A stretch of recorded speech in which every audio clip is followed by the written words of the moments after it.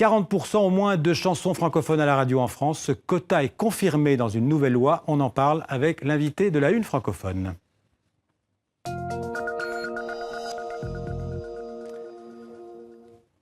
Bonsoir, cet invité c'est Jean-Noël Tron, bonsoir. Bonsoir. Alors vous êtes le directeur de la SACEM, qui est la Société des auteurs et compositeurs de musique. Je le disais, les parlementaires français viennent de décider de maintenir un quota de 40% de chansons d'expression française en radio. C'est une victoire, pour le dire, pour la SACEM et pour les auteurs et les compositeurs? Oui, enfin c'est d'abord une victoire pour les artistes, au premier rang desquels effectivement ceux qui la fabriquent, la musique, donc les auteurs et les compositeurs, qui sont aussi les interprètes. Il y a eu plus de 2000 d'entre eux qui en quelques jours se sont mobilisés pour signer un appel dans ce sens. Et je pense que le Parlement a vraiment fait le bon choix. Alors ce quota, il a été décidé de 40% en 1996, ce qui veut dire qu'il était mal respecté ou plus respecté? Oui, certaines radios, parce que beaucoup d'entre elles le respectent, beaucoup vont même au-delà de leurs obligations d'ailleurs, il y a 850 radios en France. Certaines radios avaient pris l'habitude de les contourner, certaines faisant tout leur quota en 1 heure de temps avec 60 chansons, ça veut dire en tronquant les textes. D'autres... L'une d'entre elles, notamment, arrive à faire 75% de leurs engagements francophones avec 10 titres, ce qui, quand même, raréfie considérablement l'accès aux médias des artistes. Et les radios ont besoin de la musique comme les artistes ont besoin des radios. Et la nouvelle loi ne permettra plus de concentrer la diffusion des quotas francophones sur quelques chansons. C'est exactement ça. C'est une loi anti-concentration, anti-rotation excessive.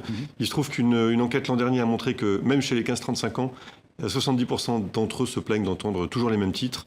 Et donc, il est important de donner plus de diversité, notamment pour les jeunes talents, ne l'oublions pas. Il faut que les jeunes artistes qui chantent aussi en français puissent avoir accès aux médias. Jean-Noël Tron, elle se porte bien, la chanson française et francophone?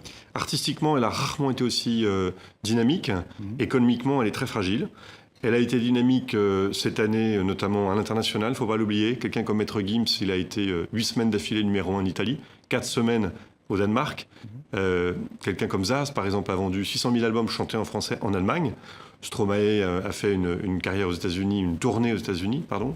Donc on voit que chanter en français, aussi bien qu'en anglais, comme nos grands artistes de l'électro, la chanson française à l'export se porte bien, comme en France. Ah oui, alors là, vous avez cité des grands noms, évidemment des noms très connus, mais il y a aussi toute une série d'artistes beaucoup moins connus. C'est justement cela que les quotas sont censés aider.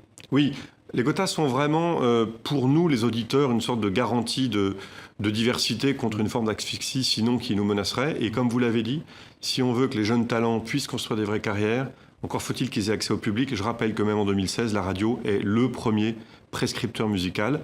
Les Français, l'an dernier, sur les 100 albums les plus achetés, en ont acheté 64 chanter en français. Donc il y a une vraie envie de chanter en français chez le public. Jean-Noël Tron, ces quotas s'appliquent aussi bien sur les radios de service public que sur les radios privées? C'est pour tout le monde? Le service public a ses propres obligations qui vont parfois même plus loin. Pour les radios françaises, je ne voulais pas, mais je vais le faire, donner une petite précision. En fait, c'est une modulation. Certaines radios ont plutôt 35%, d'autres 40%. Je rappelle que chez nos amis québécois, c'est 60% les quotas de chansons françaises. Donc ils sont quand même en France modérés, ils ont fait vraiment leur preuve depuis 20 ans.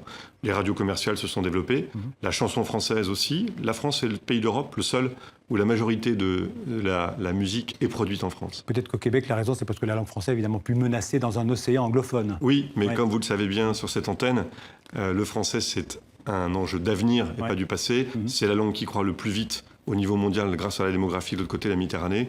Et quand on aura 5 à 600 millions de compatriotes francophones en Afrique, heureusement, j'espère qu'il y aura des artistes qui chantent en français. Justement, la consommation de musique a changé. Aujourd'hui, il y a beaucoup de musique en streaming. Est-ce que la radio reste quand même un vecteur très important pour la diffusion de la musique et de la chanson française? Je disais, ça reste le premier média prescripteur et beaucoup d'artistes peuvent être découverts sur Internet mais font ensuite une accélération de carrière s'ils arrivent à avoir accès aux grands médias que sont la radio et la télévision.